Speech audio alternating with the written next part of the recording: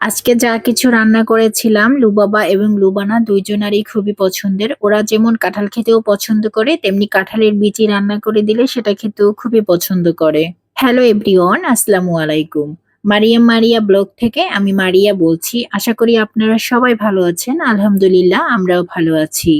পটল রান্না করলে খেতে চায় না, পটলের ভিতরের বিচিটা বাবুদের খুবই অপছন্দনীয়, তাই আমি সবসময় ওদের জন্য রান্না করতে হলে পটলের বিচিটাকে ফেলে দেই। আজকে পটলটা একটু অন্যভাবে করে ভাজি করেছি। পটলটাকে গোল গোল করে কাটিনি, লম্বা লম্বা করে কেটে ভেতরের বিচিগুলোকে ফেলে দিয়েছি। একটু আস্তে আস্তে করে ভাজি করেছি যাতে করে ওরা খেতে একটু সুবিধা হয়।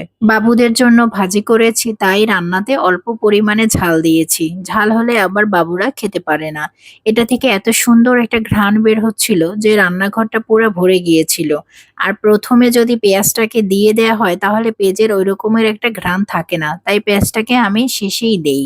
এখানে আমি রান্না করার জন্য মশলা বসিয়েছি। এখানে আদা রসুন এবং পেঁয়াজ একসাথে করে ব্লেন্ডার করা ছিল, এখানে আমি সবগুলোকে দিয়ে দিয়েছি। এরপরে হলুদের গুঁড়া, মরিচের গুঁড়া, তেজপাতা, এলাচ এবং দারচিনি এগুলোকে দিয়ে আমি ভালোভাবে করে নাড়াচাড়া করে মিশিয়ে নিয়েছি। এরপরে হচ্ছে ধনিয়া গুঁড়া এবং জিরা গুঁড়ো দিয়ে কাঁঠালের বিচিটাকে দিয়ে বেশ কিছুক্ষণ পর্যন্ত জাল করে আমি এটাকে কষিয়ে নেব। কষানো হয়ে গেলে এখানে মুরগির মাংসটাকে দিয়ে দেব। মুরগির মাংসটা দিয়ে ভালোভাবে করে কষিয়ে নেব।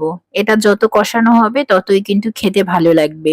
একটু সময় নিয়ে আস্তে আস্তে করে কষিয়ে নিলে এটার ভিতরে সবকিছু ঢুকে যাবে এবং খেতেও অনেক মজা হবে। তো আমি আস্তে আস্তে করে নাড়াচাড়া করে এগুলোকে কিন্তু ভালোভাবে করে মিশিয়ে নিচ্ছি। মেশানো হয়ে গেলে এখানে প্রয়োজন মতো আমি পানি দিয়ে দিচ্ছি। পানি দিয়ে তারপরে হচ্ছে ঢাকনা দিয়ে ঢেকে দেব। যতক্ষণ পর্যন্ত না হচ্ছে আমি ঢাকনা দিয়ে ঢেকে জাল করতে থাকবো। লাস্ট পর্যায়ে আমি কিছু কাঁচামরিচ দিয়ে দেব একটু ফ্লেভারের জন্য, আর উপর থেকে ভাজা জিরা গুঁড়ি দিয়ে দেব।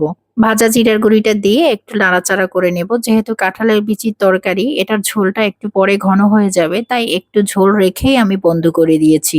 এখানে আমি কিন্তু পটল ভাজিটাকে তুলে নিচ্ছি। এটা কিন্তু অসাধারণ হয়েছে, আসলে বলে বোঝানো যাবে না। এভাবে করে আপনারা একদিন বানিয়ে খেয়ে দেখবেন, মাশাআল্লাহ খেতে কিন্তু আসলে ভালোই লাগবে।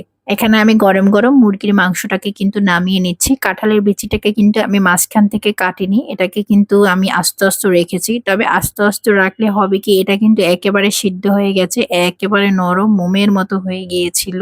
মুখে দিলেই কিন্তু মিলিয়ে যাচ্ছিল। তো দেখে ভাববেন না যে এটা আসলে কাঁচা আছে বা শক্ত আছে। এভাবে করে একদিন বানিয়ে খেয়ে দেখবেন। অবশ্যই যারা খেয়েছেন তারা তো জানেন এটা টেস্ট সম্পর্কে। আবার অনেকেই কাঁঠালের বিচি খেতে পছন্দ করে না। তবে আমাদের বাসায় কিন্তু আমরা খুবই পছন্দ করি। গরম গরম ভাতের সাথে গরম গরম তরকারিটা খুবই মজাদার ছিল। যারা এখন পর্যন্ত আমার ভিডিওটি দেখছেন তাদেরকে অসংখ্য ধন্যবাদ, এবং যারা আমার ভিডিওতে কমেন্ট করেছেন অবশ্যই তাদের কমেন্ট ধরে আমি আসলে আপনাদের পেজে গিয়ে ঘুরে আসব। আর আপনাদের জন্য শুভকামনা রইল।